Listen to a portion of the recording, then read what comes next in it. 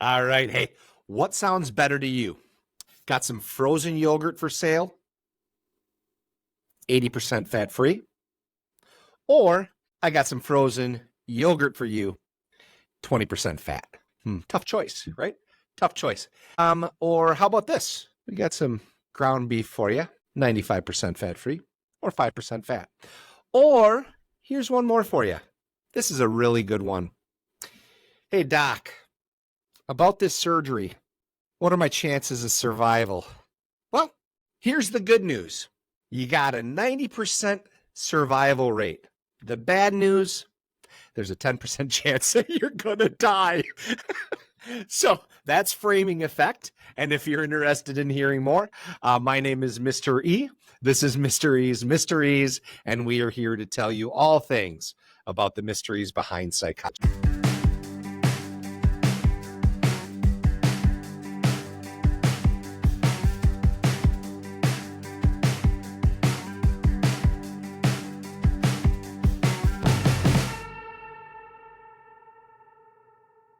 So, framing effect.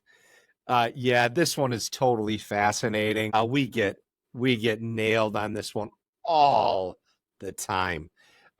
So, framing effect, it's based off of this concept where, however things are worded, that's going to impact our decision.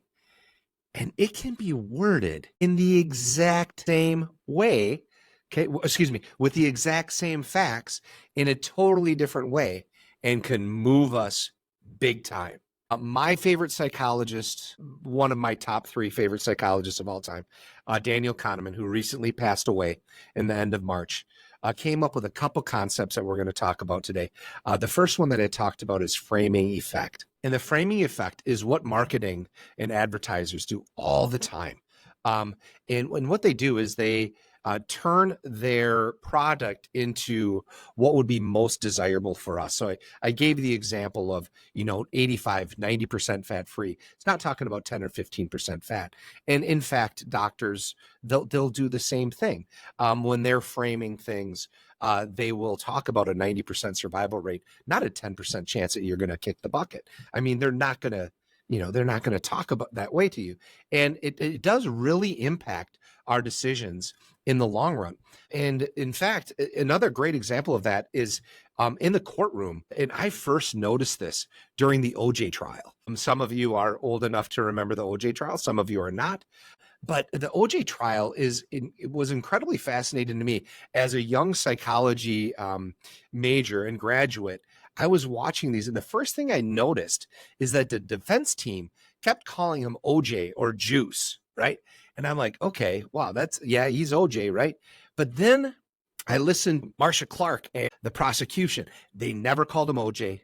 They never called him a nickname. It was always the defendant or Mr. Simpson. And I was like, God, that is so amazing, because what they're doing is they're framing him. The defense is framing him as this cult sports hero, this actor of the famous Naked Gun movies and all this stuff. I mean, this is Juice, right? And Marcia Clark, the prosecution, is saying, no, this is just simply Mr. Simpson, right? This is Mr. Simpson. This is another person that is on trial for murder. And I just found that so incredibly fascinating. And that's the first time that I really bore witness to it in the courtroom. Daniel Kahneman came up with this, I think it was in 1980, where he started to talk about the framing effect. But that would be, those are a few more examples of the framing effect. I have one more example, and this one is just kind of a piece for you to kind of look up on your own. But in 2001, everybody knows about the terrorist attack, September 11th, 2001. We had the terrorist attack. What many of us don't know is 6 weeks later, Congress passed a bill called the Patriot Act. And if you were to vote against the Patriot Act, you would be considered unpatriotic.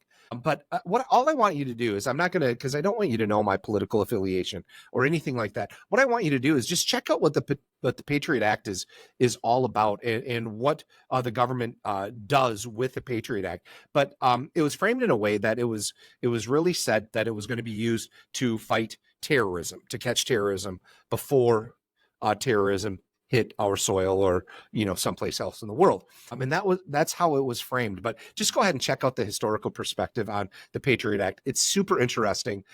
One politician, one senator stood alone in going against the Patriot Act. His name was Russ Feingold, from the state of Wisconsin. And let's just say his political career pretty much ended there, because he was the sole senator. There were a few representatives that voted against it, but he was the sole senator that voted against it. And he was not reelected a couple times after that. So just a little something for you to kind of check out. It's super, super fascinating, super interesting. So the Patriot Act, check it out. The second one is that Kahneman came up with it. This is also a framing situation. It's called anchoring or anchoring bias. And it's how we can create these stats that can our ideas and our beliefs. So I'll give you an example. As a school teacher, I give this survey to my students, and I'm going to ask you all listening right now to think about this and just kind of in your mind or shout it out loud what you think the percentage is. So a recent survey was done of high school students, 9th through 12th grade in the United States. And it was a representative of the population of 9th through 12th grade students in the United States. And in this survey, it was discovered that 90% of high school students smoke marijuana at least once a week. So my question to you is this: do you think that number is too high, too low, or just about right? And now go ahead and to yourself say the percentage that you think it is. Okay. So I'll give you that a second to do that. Okay. So now there's a second survey done. And in this survey, it was 9th through 12th graders. It was about marijuana usage. It was 9th through 12th grade students, representative sample of the population of the United States. And the question was raised, how many of you smoke pot once a week? In this survey, they actually found that only 7% of high school students smoke pot once a week. Again, these are both representative samples. They're not skewed. They're not twisted. They're not trying to, right? But in this one, the answer was about 7% of all high school students smoke pot once a week. Okay. Now, my question to you is this: do you think that number is too high, too low, or about the same? Okay. Now, go ahead and think about what percentage you think it is. Now, one way or another, your answers were impacted by my anchors. Your answers should not have changed. Between the 90% and the 7%, your answers should have been the exact same. But because we are so heavily influenced by these numbers that are given to us, that's going to shape our ideas and our beliefs. By the way, the actual number is about 27%. So just if you are interested in knowing, might be a little higher now because it's a little easier to get the stuff. But anyway, it was 27% as of about a year and a half ago. So anyway, so those anchors act our answers. And it is just kind of another example of framing. So those are a couple of our topics today. I hope you found them interesting. I am Mr. E with Mr. E's Mysteries. Please subscribe, follow us on Spotify, Apple, YouTube, Instagram, you name it. Check us out, Mr. E's Mystery. I'm Mr. E. Thanks again. A shout out to our producer and director, Bear Wade with Creative Unify Agency. Check him out if you are an influencer, if you want to do podcasting, anything like that. He is the Mac Daddy. Check him out. Hope you all have a fantastic day. See ya.